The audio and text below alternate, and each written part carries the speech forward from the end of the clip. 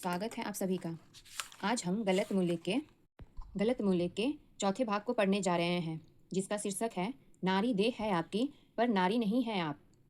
यह शीर्षक जितना सुनने में अलग लगता है, इसका अर्थ उससे भी अधिक गहरा है। आइए बिना किसी पूर्वाग्रह के लेखक के विचारों को पढ़ते हैं और समझते हैं। तो चलिए पुस्तक का पाठ शुरू करते हैं। नारी देह है आपकी, पर नारी नहीं है आप।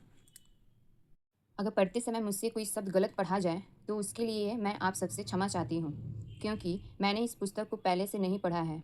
ये हम साथ साथ पढ़ रहे हैं। ओके, तो आगे चलते हैं। प्रश्नकर्ता कहते हैं, आचार्य जी, कुछ खास दिन जैसे नौ दुर्गा के 9 दिनों में शब्द सेक्रेट फेमिनिन यानी पवित्र स्त्रीत्व वगैरह की बहुत बातें करते हैं। हर जगह स्त्री शक्ति का ही जोर रहता है। पंडालों में भी देवी और अखबारों में भी नारी का, स्त्री का महिमा मंडल रहता है। और तब सब कहते हैं कि स्त्री का सम्मान सर्वोपरि है। जब नौ दुर्गा बीत जाती है तब ये सब शांत हो जाता है। तो क्या महिलाओं को इज्जत सिर्फ नौ दुर्गा में मिलनी चाहिए? तो इस पे आचार्य जी कहते हैं, सम्मान का अधिकारी ना पुरुष होता है ना स्त्री होती है। इज्जत ना आदमी को मिलनी चाहिए ना औरत को मिलनी चाहिए, ना नर ना नारी, किसी को नहीं। क्योंकि ये सब तो देह के नाम है ना, लिंग के नाम है ना। लिंग का निर्धारण तो जन्म से ही हो जाता है। जन्म में आपने क्या किया है जो उसके लिए आपको इज्जत मिल जाए? जब आप कहते हैं स्त्रियों का सम्मान होना चाहिए, स्त्री तो आप जन्म से ही हैं, और अपने जन्म में आपने तो कुछ किया ही नहीं था, तो आपको किस बात का सम्मान? इसी तरीके से जो पुरुष है वो पुरुष तो जन्म से ही है ना। अचानक बीच में अपनी यात्रा में तो बन नहीं गया कि 5वें साल में उसने कुछ ऐसा कर्तव्य कर दिखाया कि वह पुरुष बनने का हकदार कहलाएगा। ऐसा तो कुछ होता नहीं है ना।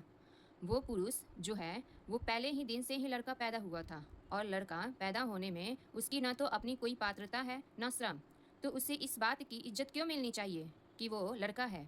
लड़की को भी इस बात की इज्जत क्यों मिलनी चाहिए कि वो लड़की है? ये बात क्या है? तो मैं कह रहा हूँ, सम्मान का अधिकारी न तो पुरुष है न स्त्री, न नर है न नारी, न लड़का है न लड़की, कोई भी नहीं है। न बच्चा न बूढ़ा न अमीर न गरीब न काला न गोरा। सम्मान का अधिकारी कोई नहीं है, क्योंकि ये सब किसके नाम है? ये सब शरीर के नाम है। शरीर की एक अवस्था का नाम है वृद्धावस्था, और शरीर की ही अवस्था का नाम है बाल्यावस्था। शरीर का रंग गोरा तो आप गोरे हैं, शरीर छोटा तो आप छोटे हैं। इन सब बातों का क्या इज्जत है और कौन सी बेइज्जती है? इन सब बातों पर अगर इज्जत मिलने लग जाएगी तो, अगर इस बात पर इज्जत मिलने लग गई तो बड़ा गड़बड़ हो जाएगा ना। इसी तरीके से रूप रंग है, शरीर की चीज़ है, उस पर क्या इज्जत मिलनी है? आपने क्या किया है कि इज्जत मिल जाए? तो ये गलती मत कीजिएगा कि स्त्री होने के नाते आप सम्मान मांगना शुरू कर दे कि मैं तो स्त्री हूँ तो मुझे विशेषाधिकार मिलना चाहिए। कोई एक्स्ट्रा प्रिविलेज यानी अतिरिक्त विशेषाधिकार है नहीं, कोई विशेषाधिकार नहीं, कुछ भी नहीं। जैसे पुरुष को नहीं मिलना चाहिए वैसे ही स्त्री को भी नहीं मिलना चाहिए। चेतना तो मिलना चाहिए। आपने पहली भूल वहीं कर दी जहाँ आपने अपने आप को स्त्री बोल दिया। आप स्त्री नहीं हैं, आप चेतना हैं। ये गलती आप कैसे कर देती हैं कि अपने आप को स्त्री बोल देती हैं? आप पुरुषों वाली गलती दोहरा रही हैं। पुरुषों ने गलती की, उन्हें करने दो। आप क्यों अपने आप को स्त्री बोलती हैं? वो अपने आप को न जाने क्या माने बैठे हैं। वो अपने आप को जो भी मानते हैं मानने दीजिए। मैं मर्द टांगे वाला, बने रहने दीजिए उन्हें। मर्द मर्द को दर्द नहीं होता, वो मर्द बने या कुछ बने। आप स्त्री मत बन जाइएगा, आप चेतना है, और आपको सम्मान बिल्कुल मिलना चाहिए। अगर बतौर चेतना आप ऊंचे सिंहासन पर बैठी हुई हैं, जितनी ऊंची आपकी चेतना है उतना ही ऊंचे आप सम्मान की अधिकारिणी हैं। जितना आप श्रेष्ठ जीवन जी रही हैं उतना ही आपको सम्मान मिलना चाहिए। लिंग के नाते सम्मान मत मांगिएगा, बड़ी गलत बात है ये। कोई आपको लिंग के नाते सम्मान देने भी आ जाए तो आप मत ले लीजिएगा। और बहुत लोग होते हैं वो ऐसे ही हैं, अरे स्त्री है तो उनको सम्मान देना ही चाहिए ना। लोग बड़ी ठसक के साथ बताते हैं।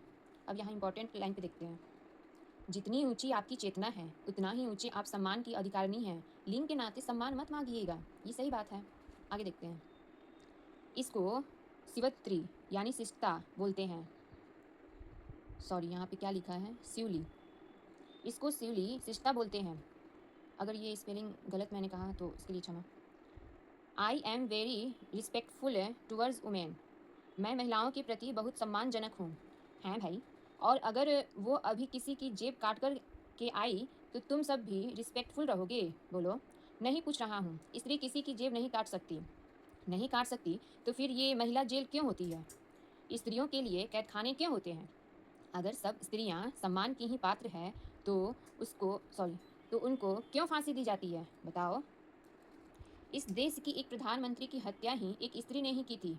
ये रिस्पेक्टफुल टुवर्ड्स वुमेन क्या होता है? ये उतनी ही बड़ी गलती है जितनी बड़ी ये रिस्पेक्टफुल टुवर्ड्स में मेन आदमी के प्रति सम्मानजनक होना। मैं पूछ रहा हूँ, आपके इतिहास में भी या पौराणिक कथाओं में भी जितने भी अधम चरित्र हैं वो सब पुरुषों के ही हैं क्या? स्त्रियों के नहीं हैं? सुपर्णखा का नाम नहीं सुना? तारका का, पुतना का नहीं सुना? बोलिए। मंथरा कौन थी? आप इनको नहीं जानते? नहीं नहीं, मैंने तो अपने बच्चे को सिउलस यानी उदार और गैलेंट यानी वीर बनाया। क्या मतलब है? कोई सुपर्णखा आ गई और वो इसी लायक है कि उसकी नाक काट दी जाए तो लक्ष्मण ने काट दी। ठीक वैसे जैसे खरदूषण को मारा था भैया, खरदूषण मारे गए, बहन सुपर्णखा की नाक काटी गई, उसके बाद भैया कुंभकर्ण और रावण भी गए, क्योंकि इनमें लिंग भले ही अलग अलग था, चेतना के तल पर सब एक थे। स्त्री को या पुरुष को नहीं मारा जा रहा, गिरी हुई चेतना के एक मनुष्य को मारा जा रहा था। स्त्री पुरुष से हटाइए ना, इंसान को इंसान की तरह देखना सीखिए। क्यों व्यर्थ के विभाजन खड़े करते हैं? आत्मा एक है और किसी भी मनुष्य का मूल्यांकन बस इसी आधार पर होना चाहिए कि वो कितना आत्मस्थ है। चेतना की ऊंचाई को ही आत्मा कहते हैं। जो जितनी ऊंचाई पर है वो उतने सम्मान का हकदार है। यहाँ देखते हैं, नारी सशक्तिकरण है, नारी का स्वयं को चेतना जानना है।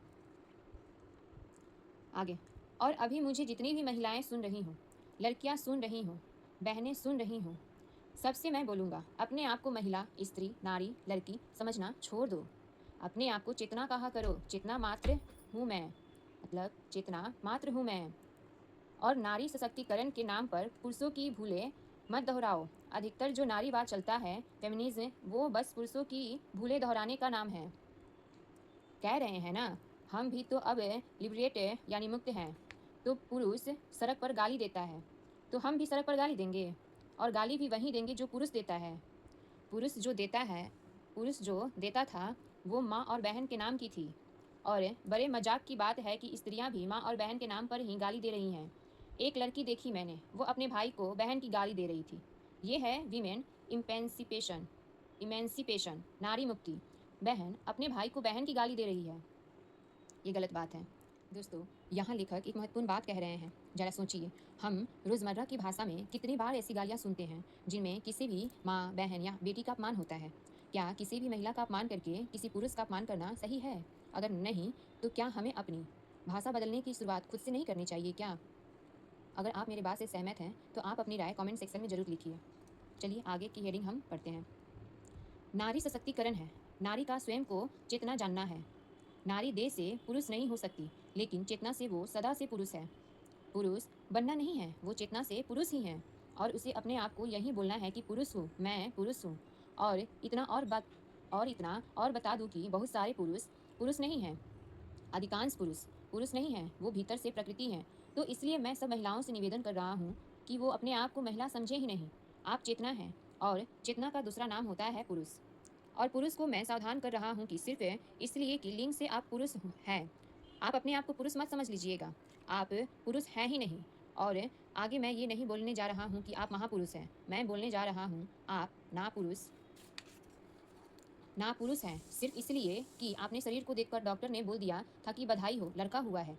आप लड़के नहीं हो गए। पुरुष बनने के लिए बड़ी कवायद करनी पड़ती है। बहुत संभावना है कि एक नारी वास्तविक पुरुष हो और पुरुष भीतर से प्रकृति मात्र हो। प्रकृति को ही स्त्री कहते हैं। शरीर के तल पर बड़ी भूल हो जाती है, बड़ा भ्रम है। बच्चा पैदा होता है, उसका लिंग देखकर वहीं पर नर्स डॉक्टर बोल देते हैं लड़की हुई है, अरे लड़की हुई है, या बधाई हो लड़का हुआ है, वो तुरंत हो जाता है। ऐसे नहीं, चेतना के तल पर ऐसे नहीं होता। चेतना के तल पर पुरुष तत्व अर्जित करना पड़ता है। चेतना के तल पर हर बच्चा प्रकृति मात्र पैदा होता है, पशु मात्र पैदा होता है, उसे पुरुष बनना पड़ता है। और ज़्यादातर जो लिंग से पुरुष है वो कभी पुरुष नहीं बन पाते। वो कहने को पुरुष हैं, वो भीतर से स्त्री हैं। स्त्री माने प्रकृति। क्यों? क्योंकि अपनी भावनाओं पर चल रहे हैं, अपनी वृत्तियों पर चल रहे हैं। जो अपनी भावनाओं और वृत्तियों पर चले वो प्रकृतिस्थ है। और देह से भले ही कोई स्त्री हो, लेकिन वो भावनाओं और वृत्तियों पर चलने की जगह अगर बोध पर चले तो वो पुरुष हो गई। ये है असली पौरुष। यहाँ देखते हैं, चेतना की ऊंचाई को ही आत्मा कहते हैं। जो जितनी ऊंचाई पर है वो उतने सम्मान का हकदार है। फिर आगे बढ़ते हैं। तो ये सब छोड़ो कि हम औरत हैं इसलिए इज्जत की हकदार हैं। मैंने कहा इज्जत की हकदार सिर्फ चेतना होती है। चेतना के उत्थान में ही पौरुष है। चेतना का उत्थान ही पुरुषार्थ है। और चेतना के तल पर स्त्री हो या पुरुष हो, लिंग वाला, देह वाला, उसे पुरुष ही हो जाना है। उन्हीं की संगत करना, उन्हीं को आदर्श बनाना और उन्हीं के सामने सिर झुकना जो चेतना की एक ऊंचाई रखे। हम सब प्रकृति पैदा होते हैं, हमें पुरुष बनना होता है। पुरुष तो बिरला कोई होता है। यहाँ देह देख कर नहीं, उम्र देख कर नहीं, लिंग देख कर नहीं, आर्थिक स्थिति देख कर नहीं, किसी को भी इज्जत दीजिए तो उसकी चेतना देख कर दीजिए। और पुरुष, वास्तविक पुरुष अगर स्त्री की देह में मिले तो बहुत बहुत अच्छी बात है। उसे पुरुष ही माना जाना चाहिए। और बहुत बड़ी देह हो किसी पुरुष की, बड़ी देह का इशारा करते हुए, लेकिन भीतर से वो स्त्री हो तो उसको पुरुष बोलो ही मत। उसको संबोधित भी ऐसे ही करो, क्या कर रही है तू? क्योंकि वो दिखता है बड़ा भारी, होगा 6.5 फीट का, पर भीतर से तो वो प्राकृतिक पर ही चल रहा है ना। प्रकृति समझते हो, हार्मोन्स, अंतःस्राव पर चल रहा है, भावनाओं पर चल रहा है, कामनाओं पर चल रहा है। ये कहाँ का पुरुष हो गया? ये पुरुष के नाम पर लानत है। हमेशा के लिए ये सूत्र याद रखिए। देह देख कर नहीं, उम्र देख कर नहीं, लिंग देख कर नहीं, आर्थिक स्थिति देख कर नहीं, किसी को भी आप इज्जत दीजिए तो उसकी चेतना देख कर दीजिए। देह से चाहे स्त्री हो या पुरुष हो, काला हो या गोरा हो, बच्चा हो या बूढ़ा हो, गरीब हो या अमीर हो, कुछ भी हो, देह से कुछ भी हो सकता है कोई। मन देखिए उसका, चेतना देखिए उसकी, और उसी आधार पर उसको सम्मान दीजिए। ठीक है ना सर? ठीक है, हम अब चेतना देख कर ही किसी को स्त्री पुरुष का आइडेंटिटी देंगे। ओके ना? आप भी दीजिएगा। मैंने इस वीडियो में बहुत सारे शब्द ऐसे गलत बोले हैं, उसके लिए मैं आपसे क्षमा चाहती हूँ। अगर ये पाठ आपको सोचने पर मजबूर करे तो आप अपनी राय कमेंट में ज़रूर लिखिएगा। अगले पाठ की बुक रीडिंग के साथ है हम फिर मिलेंगे। तब तक आप अपना ध्यान रखिए, स्वस्थ रहिए। धन्यवाद।